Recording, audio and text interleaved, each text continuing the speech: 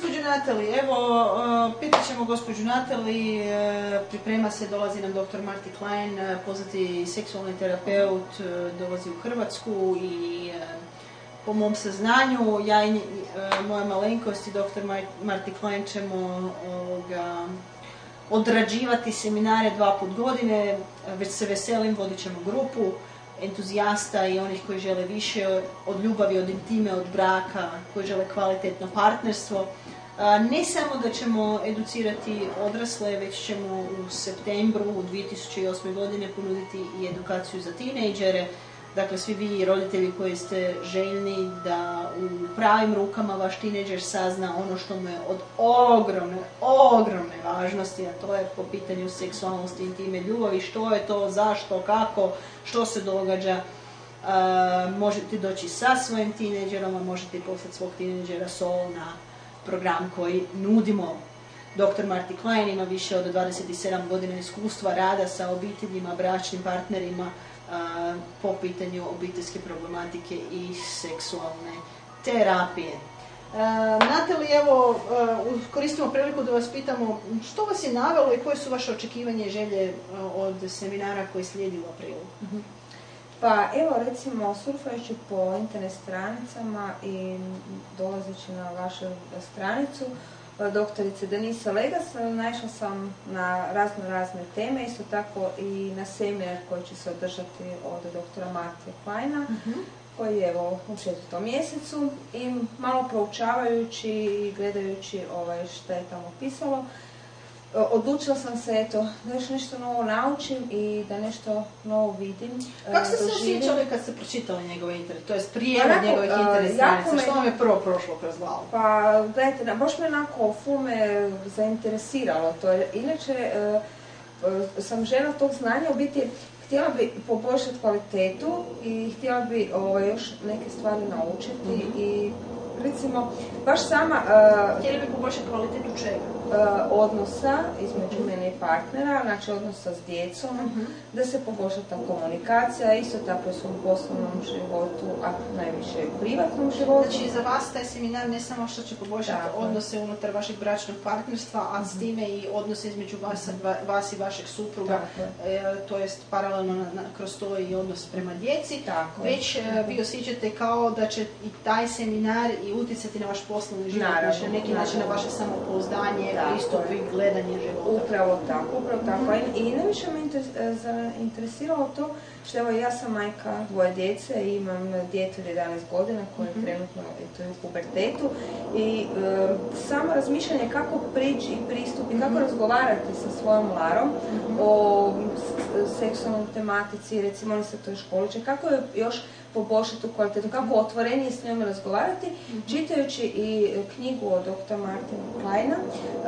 Isto sam puno tog naučila, ali još uvijek kao smatram da bi još više treba, zato sam i odlučila poslušati taj seminar, gdje bi još poboljšala tu kvalitetu i taj razgovor sa svojim djetetom, gdje bi mogla zaista dobro uputiti, a isto tako vjerujem i pomoći na neki način. Znači, knjigu dr. Marty Kleina možete čitati i na hrvatskom, knjiga se zove Kako razgovarati sa djecom u seksualnosti. Koja je izdavačka kuća, da li se sjećate, ja se ne sjećam baš.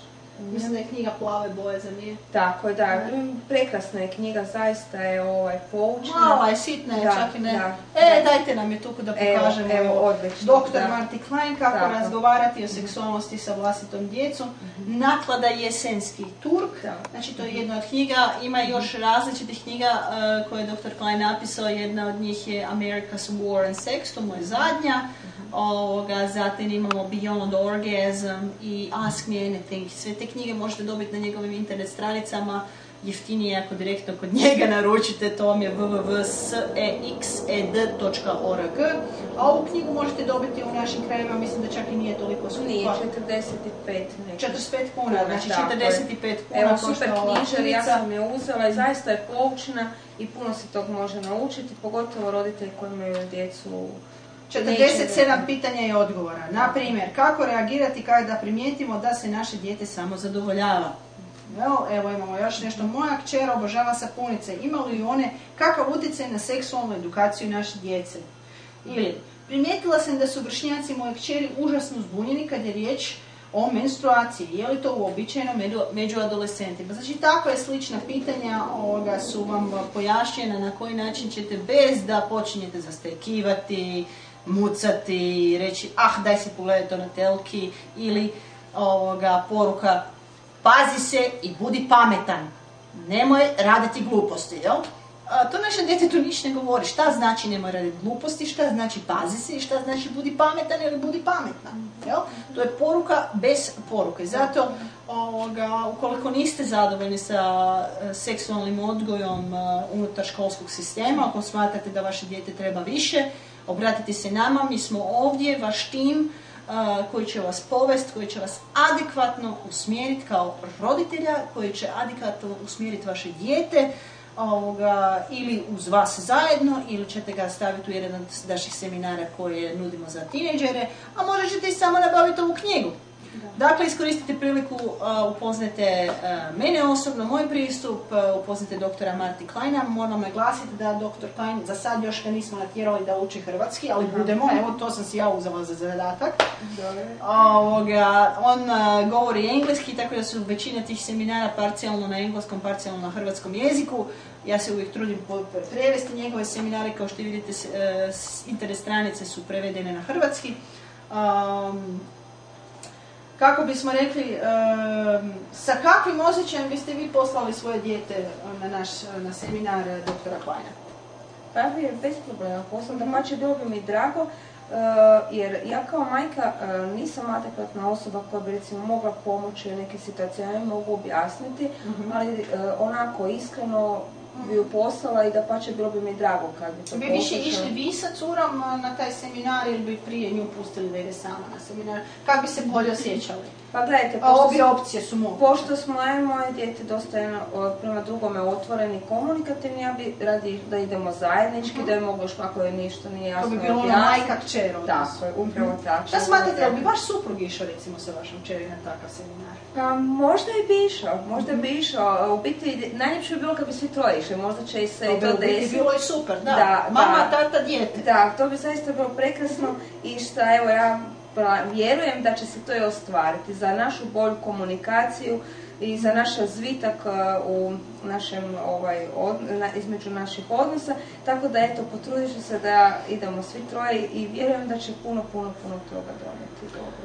Eto, slušali ste nas, ukoliko imate kakvih pitanja, želite znati više što želite pružiti svom tinejdžeru, svom djetetu koje odrasta, sada se nalazi u jednom dobu kaosa gdje ga hvatate iz sebe, imate nova iskustva sa svojim tinejdžerom, dobrih i loših.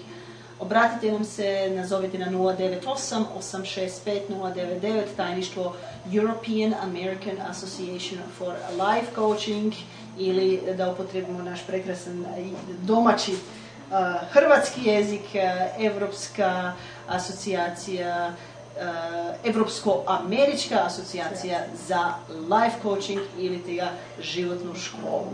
Doktorice Denise Lega. Hvala.